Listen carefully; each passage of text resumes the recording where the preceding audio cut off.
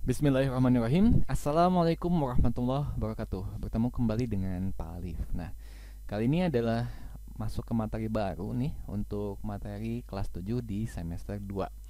Materi yang akan Bapak bahas kali ini insya Allah mengenai perbandingan. Nah, perbandingan itu ada dua jenis, ada perbandingan senilai dan ada perbandingan berbalik nilai.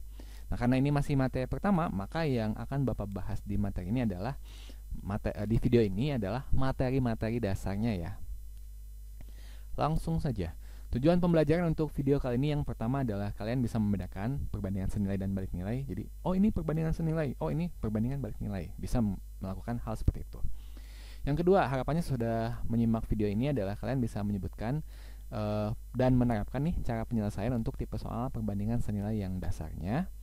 Juga bisa menyebutkan dan menerapkan cara penyelesaian untuk tipe soal perbandingan balik nilai yang dasarnya. Jadi, yang akan dibahas di sini adalah tentang yang tipe soal dasarnya.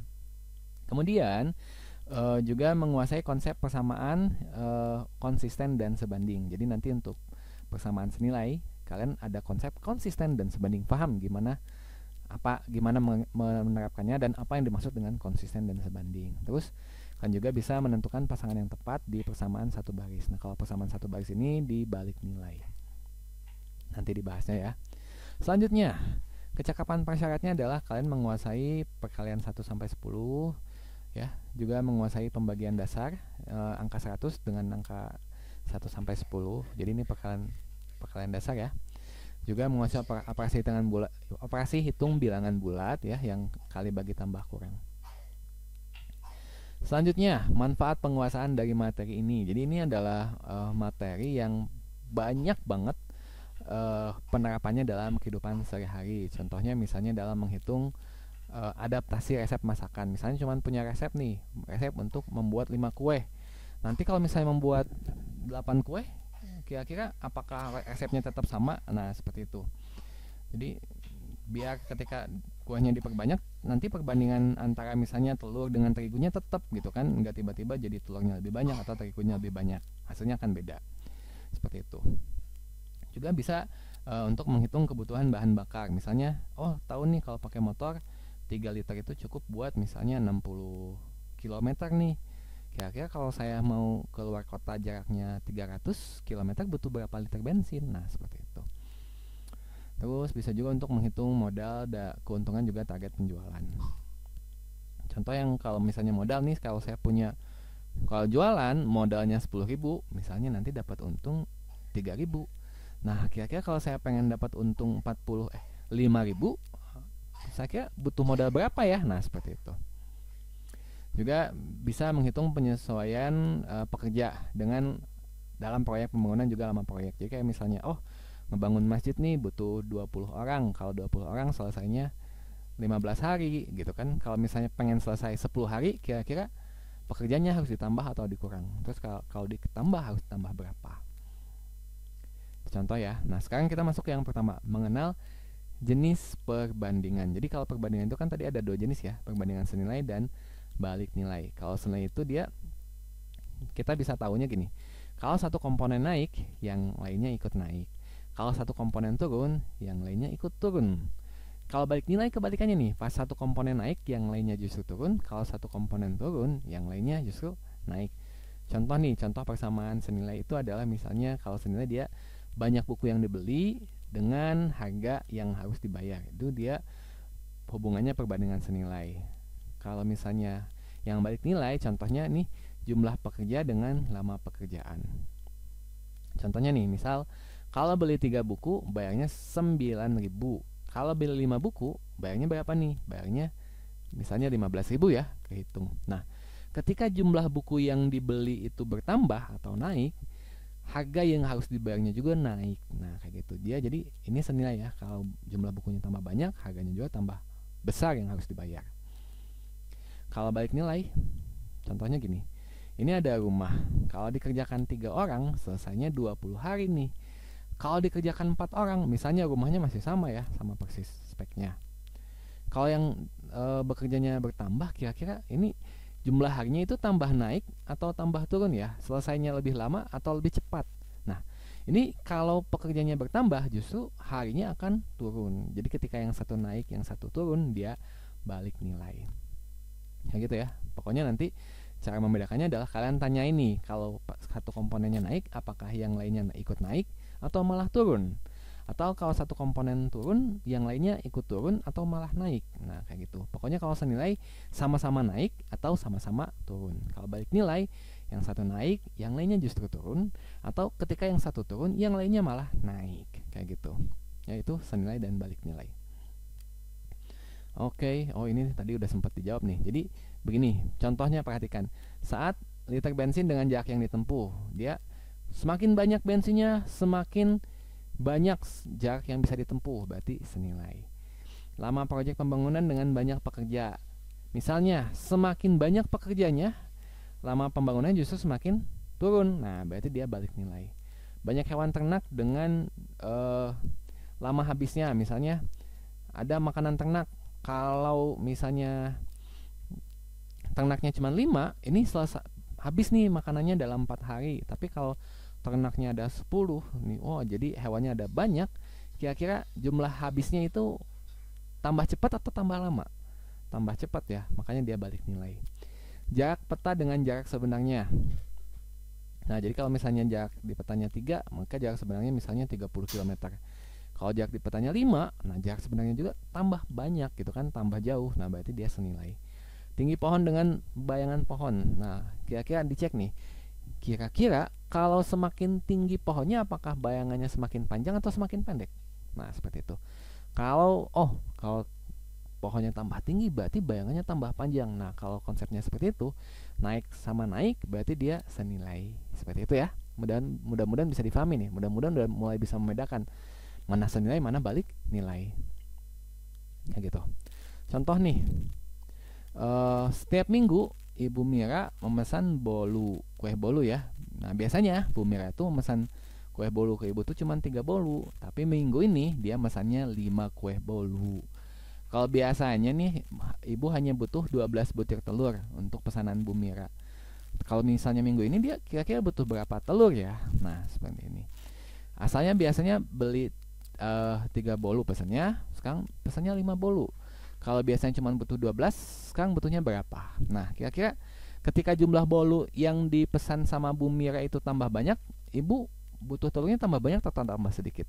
Tambah banyak ya, berarti dia senilai. Kayak gitu. Nah, cara penyelesaiannya. Sekarang ngebahas tentang cara penyelesaiannya. Di sini kita nggak sampai ngitung-ngitung dulu ya. Yang pertama kita sampai ke ini, tahu cara penyelesaiannya, terus tahu cara menerapkannya. Oke, cara penyelesaian untuk perbandingan senilai. Yang pertama adalah buat persamaan 2 baris, pastikan konsisten dan sebanding. Selanjutnya yang kedua, KSPR. KSPR itu apa? Kali, silang, dan pindah ruaskan. Ingat ya caranya, buat persamaan 2 baris, pastikan konsisten dan sebanding. Kemudian yang kedua, KSPR. KSPR itu kali, silang, PR-nya pindah ruaskan. Nah, kan kalau tadi ingat komponennya ada bolu, ada telur. Nah, nanti cara ngebuat persamaannya 2 baris ya. 2 baris itu ini 1 baris, terus 1 baris lagi, berarti barisannya ada 2 ya. Ini persamaan 2 baris. Kemudian pastikan konsisten dan sebanding. Konsisten tuh kayak gini. Telur 1 dengan kue 1, telur 2 dengan kue 2. Maksudnya 1 dengan 1, 2 dengan 2. Nah, oke. Kalau ini lihat angka 1 dengan 1-nya dia secara vertikal ya samanya. Kalau ini 2 dengan 2 secara vertikal. Tapi lihat di sini. 1 dengan 1-nya dia samanya secara horizontal, 2 dengan 2-nya juga samanya secara horizontal. Nah, ini baik persamaannya kita bisa nulis seperti ini atau seperti ini. Kok bisa berbeda letaknya? Kok tapi masih boleh juga gitu kan? Karena dia konsisten ya. Konsisten tuh nanti 1 sama 1, 2 sama 2 kayak gitu. Ini juga 1 sama 1, 2 sama 2. Kalau sebanding tuh kayak gimana? Dia komponennya masih sama nih. Jadi nanti telur sama telur, kue sama kue, kan kayak gitu. Telur sama telur, dia kue sama kue kayak gitu. Pokoknya harus konsisten dan sebanding. Yuk, lihat lagi contoh soal yang lainnya ya. Nanti kita cek. Ini senilai atau balik nilai? Sebuah mobil butuh 15 liter untuk 180 km. Jadi untuk nempuh 180 km dia butuh 15 liter. Sekarang kalau misalnya ada 20 liter nih, kira-kira jarak yang bisa ditempuhnya tambah panjang atau tambah pendek nih? Tambah panjang ya, berarti dia senilai. Nanti berarti kalau kayak gini, bensin sama bensin, jarak sama jarak, nanti 1 sama 1, 2 sama 2. Nah, ini sekalian ya, pasangannya kan gini. Oh, berarti kalau 15 liter, ini pasangannya sama yang 180 km. Nah, itu pasangan tuh kayak gitu. Berarti nanti kalau 20 liter, dia pasangannya berapa? Nah, pasangannya belum ketemu, belum ketahuan. Itu yang ditanyakan. Nah, nanti cara penulisannya bisa kayak gini. Bensin sama bensin, jarak sama jarak, 1 sama 1, 2 sama 2. Ya, bensin per jarak. Nah, kayak gitu. Seperti ini ya. Ini pasangan-pasangan alternatif yang lainnya, tergantung soal-soalnya ya. Biasanya ada waktu sama jarak, pekerjaan sama waktu, kayak gitu kan. Ini cara penulisan persamaan dua baris harus konsisten dan sebanding, kayak gitu ya. Sekarang kita coba menerapkan. Nah, sekarang baru kita coba menghitungnya. Pointernya pen. Oke. Sebuah tiang yang tingginya 5 meter, bayangannya 5 meter. Berarti kalau ini mah istilahnya itu tinggi tiang. Kalau ini dia bayangan siapa? Bayangan tiang. Jadi komponennya ada tinggi, ada bayangan. Kemudian pohon, tinggi pohon. Nah, jadi ada pohon tingginya 15, berarti ini mah tinggi pohon. Kemudian tanyain bayangan siapa? Bayangan pohon. Nah, dari soal ini kita harus tahu. Oh, kita jadi tahu. Berarti nanti komponennya itu adalah ada tinggi sama ada bayangannya, kemudian pohon sama apa nih namanya tuh? Tiang. Jadi bisa gini. Tinggi pohon ya per tinggi tiang sama dengan bayangan. Nah, bayangan siapa nih? Kalau di sini sudah dituliskan pohon, berarti di sini pun harus pohon lagi. Itu sebanding. Berarti di sini bayangan tiang. Nah, kalau konsistennya tuh bayangan sama bayangan, tinggi sama tinggi, kayak gitu. Nah, habis itu kita tuliskan. Ini harusnya ke bawah ya, cuman Bapak ini kan ke pinggir.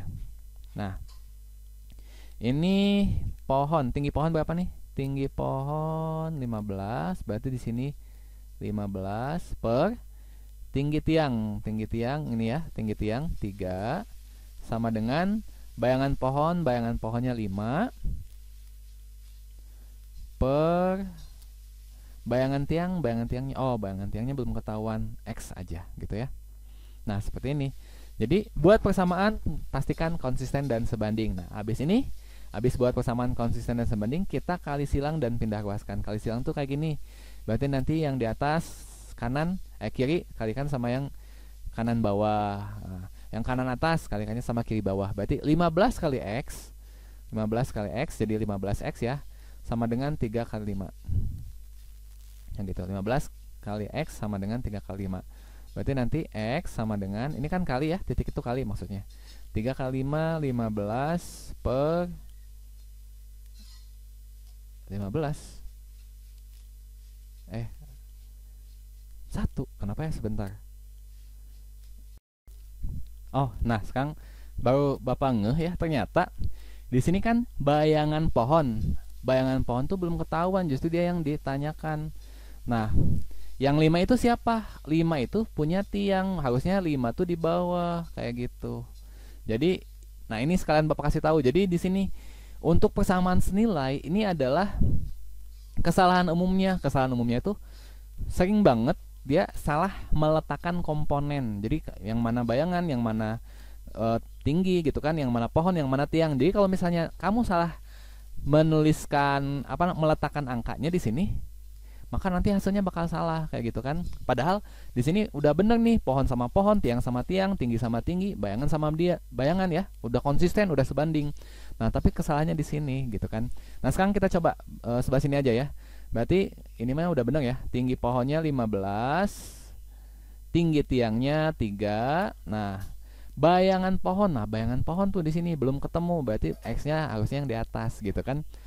Bayangan tiang ketemu 5. Kali silang, nah gitu ya, kali silang berarti nanti 3 kali X, Bapak sebelah sini ya, 3X, 3 kali X sama dengan 3X, 15 kali 5, 15 kali 5, nah 3 kali X jadi 3X, 15 kali 5, 75 X, oh iya titik itu kali ya, X sama dengan 75. Nah ini kan kali kalau pindah ruas dia jadi ngebalik ya, kali pindah jadi bagi, tambah pindah jadi kurang, pangkat pindah jadi akar. Karena ini 3x, 3 kali x, maka pindahnya jadi bagi. Bagi itu nanti bisa dituliskan dalam bentuk per maaf, per 3. Oke, 75 dibagi 3, 25. Jawabannya 70. Oke, jawabannya D. Seperti itu caranya ya. Jadi buat persamaan dua baris, pastikan konsisten dan sebanding. Hati-hati ya.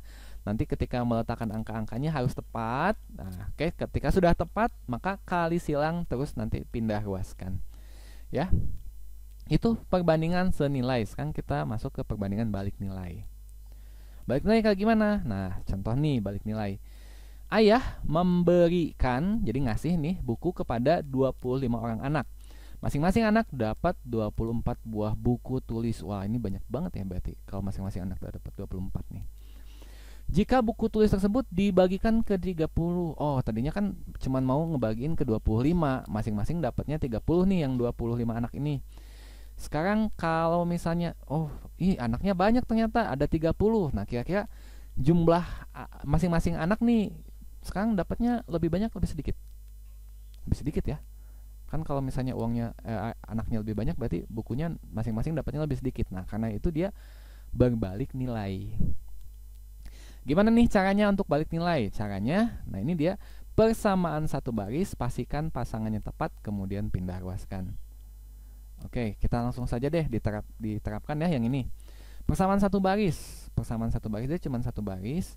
Ini dia tuh kayak gini. Mana? Nah. Sebentar berarti yang di sini ya. Contoh lagi. Ini ada mobil dari kota A ke kota B. Jadi dari kota A ke kota B. Dia kalau kecepatannya 80 km itu nyampe nih 1,2 jam. Sekarang kalau misalnya waktunya pengen 60 menit. 60 menit itu apa sih? 1 jam ya? 1 jam. 1 jam ya, 60 menit itu 1 jam. Kira-kira kecepatan mobilnya harus berapa ya? Apakah harus tambah cepat atau tambah pelan gitu kan? Ini kan 1,2 jam. Ini 1 jam. Berarti kan yang ini lebih banyak ya. Berarti kalau waktunya turun, kira-kira kecepatannya harus naik atau harus turun? Berarti kan lebih cepat. Kalau kita ingin lebih cepat sampai, kira-kira mobilnya itu harus lebih lambat, lebih pelan. Salah, lebih lambat, lebih cepat. Harus lebih cepat ya, berarti kecepatannya harus naik, dia balik nilai kayak gitu. Nah, ini gimana nih? Nah, ini caranya dia. Ini kita bahas yang di sini ya. Maka persamaan 1 perkalian pasangan komponen 1 sama dengan perkalian pasangan komponen 2. Kayak gini. Ya. Jadi di sini itu pasangan 1 yang udah lengkap tuh ini ya. 80 sama 1,2. Berarti dia kilometer 1 dikali waktu 1. Oh, bukan kilometer ya, jarak 1. Nah, jarak 1 kali waktu 1. Nah, ini pasangannya yang 1 sama 1. Terus jarak 2 dikali waktu 2. Waktu 2 kayak gitu. Nah, ini ya. Cara pengerjaannya tuh seperti ini. Jadi persamaan satu baris, pastikan apa nih komponennya sama. Jadi kayak di sini berarti kalau dituliskan mah bukan jarak ya, kecepatan. Ini mah kecepatan 1, kecepatan 2. Maaf, kecepatan ya. Berarti di sininya tuh 80 dikali 1,2 gitu ya. Sama dengan 60 dikali X. Bukan 60 ya. Waktunya mah ini di sini nih. Berarti kecepatannya belum ketahuan dikali waktunya 1 jam. Kenapa di sini harus 1? Karena di sini satuannya jam, maka di sini pun harus dirubah ke jam. Pakainya yang angka 1 kayak gitu. Ini Bapak nggak hitung dulu. Kita masuk ke yang di sini aja. Oh, yang ini deh. Nah, yang tadi. Nah, oke. Nah, pasangan 1 dikali pasangan sama dengan pasangan 2. Nah, pasangan satunya itu berarti kan anak 1 ya dikali buku 1. Buku 1 ini pasangan yang pertama. Jadi kalau 25 anak dapat bukunya 24 buah. Nah, berarti 25 dikali 24. Nah, ini yang kedua ya. Berarti anak 2 kali buku 2 gitu. Anak keduanya ada 30, kira-kira masing-masing dapat berapa ya? Nah, belum ketahuan, makanya masing-masing dapatnya X, kayak gitu. Habis itu pindah ruaskan tuh gini. Kali kan, pindahin jadi bagi. 25 dikali 24 per 30 sama dengan X. Nah, ini bisa kita kalikan langsung. 25 kali 24, 25 kali 24, 25 kali 4 itu 100, berarti 25 kali 24 600. 600 per 30 sama dengan X. 600 bagi 30 ini bisa kita sederhanakan ya. Coret angka 01 di atas, coret angka 01 di bawah. 60 dibagi 3, 60 dibagi 3, 20. Oke, jadi jawabannya 20. Atau alternatif nih, kalau ketemu perkalian kayak gini, kita bisa coret-coret. Maksudnya coret-coret itu kita bagi angka yang sama ya. 25 kali 24 per 30 sama dengan X. Nah, kayak gini. Misalnya 25 sama 30 nih, atas sama bawah. Bisa kita bagi angka yang sama, maka kita gini. Bagi 5, 25 bagi 5, 5, 30 bagi 5, 6. Oh, ini 24 sama 6, bisa bagi angka yang sama. 6 bagi 6, 1, 24 bagi 6, 4. Nah, udah ketemu nih. Yang bawahnya kan per 1, udah tinggal 1, berarti tetap nggak usah dihitung juga nggak apa-apa. 5 kali 4 nih yang tersisa. 5 kali 4, 5 kali 4, 20. Berarti sama dengan X. Ini kan ada per 1, berarti 20 per 1 aslinya kan kalau dibagi ke angka 1 mah tetap itu aja ya. Jadi 20 per 1, 20 gitu. Jadi jawabannya tetap sama ya, 20. Selanjutnya yang ini ya, satu lagi, yang terakhir deh ya. 36 buku. Jadi ada lemari, katanya tuh kalau misalnya ini bisa muat nih 36 buku, tapi ketebalannya tuh yang 8 milimeter. Kalau misalnya ada buku yang ternyata 24 milimeter, kira-kira cukupnya buat berapa buku ya? Jadi kayak misalnya ini kan buku tuh yang ada yang tipis-tipis. Nah, yang tipis-tipis tuh misalnya ini.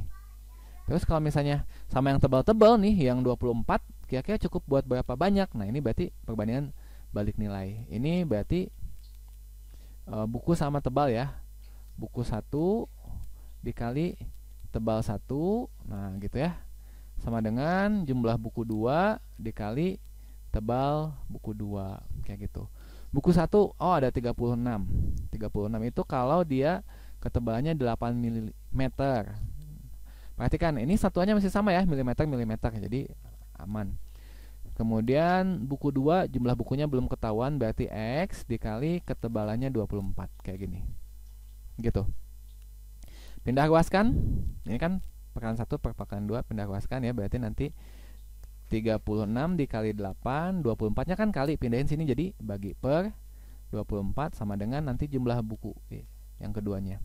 Ini bisa kita bagi angka yang sama, 24 sama 36 dibagi 12. 24 bagi 12, 2, 36 bagi 12, 2. Oh, ini 8 sama 2. Enggak, 36 bagi 12 mah 3. 8 sama 2 bisa bagi angka yang sama, bagi 2, 2 bagi 2, 1, 8 bagi 2, 4.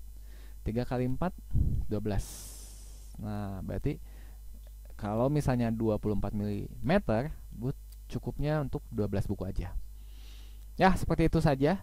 Mudah-mudahan difahami. Kalau masih belum paham, ada yang belum difahami, masih ada yang bingung, silahkan jangan ragu buat nuliskan pertanyaannya di kolom komentar di YouTube-nya. Kemudian untuk mengecek nih apakah kalian sudah paham atau belum, silahkan kerjakan latihan soal yang ada di link deskripsi. Terima kasih. Itu saja. Assalamualaikum warahmatullahi wabarakatuh.